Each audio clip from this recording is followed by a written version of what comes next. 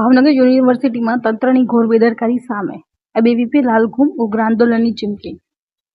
ભાવનગર યુનિવર્સિટીમાં વિદ્યાર્થીઓના પડતર પ્રશ્નો અને વહીવટીતંત્રની નિષ્ક્રિયતા સામે અખિલ ભારતીય વિદ્યાર્થી પરિષદ મોરચો માંડ્યો છે.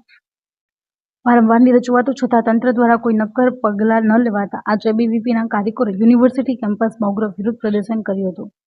એબીવીપીએ ગંભીર આક્ષેપ કરતા જણાવ્યું હતું કે હાલમાં લેવાયેલી પરીક્ષાઓ દરમિયાન અનેક કોલેજોમાં સીસીટીવી કેમેરા બંધ હોવા છતાં પરીક્ષાઓ લેવામાં આવી છે. યુનિવર્સિટી કેમ્પસની બહાર પણ માત્ર 25 જેટલા જ કેમેરા કાર્યરત છે, જે ગૃહ વિભાગના 2022ના નોટિફિકેશનનો સીધો ભંગ છે. સુરક્ષા અને પારદર્શિતાના અભાવે વિદ્યાર્થીઓમાં ભારે રોષ જોવા મળી રહ્યો છે. એબીવીપીના જણાવ્યા અનુસાર યુનિવર્સિટીનો યોગ હોલ કોઈ ખાનગી વ્યક્તિને મફતમાં ફાળવી દેવાયો છે, જ્યાં તે પોતાના અંગત ક્લાસ ચલાવે છે. બેડમિન્ટન અને વોલીબોલ ગ્રાઉન્ડમાં યુનિવર્સિટીના વિદ્યાર્થીઓને બદલે બહારના લોકોને પ્રાધાન્ય અપાય છે. ટેબલ ટેનિસ ગ્રાઉન્ડની બહાર કોઈ ખાનગી વ્યક્તિ પોતાનો મોબાઈલ નંબર લખી કબજો જમાવ્યો હોવાના પણ આક્ષેપો કરાયા છે. એબીવીપીએ સ્પષ્ટ ચીમકી ઉચ્ચારી છે કે જો આગામી દિવસોમાં તમામ પ્રશ્નોનું નિરાકરણ નહીં આવે તો સમગ્ર યુનિવર્સિટી કેમ્પસમાં વ્યાપક અને ઉગ્ર આંદોલન છોડવામાં આવશે. આ દરમિયાન ઊભી થનારી કોઈ પણ પરિસ્થિતિ માટે યુનિવર્સિટી વહીવટીતંત્ર સંપૂર્ણ જવાબદાર રહેશે.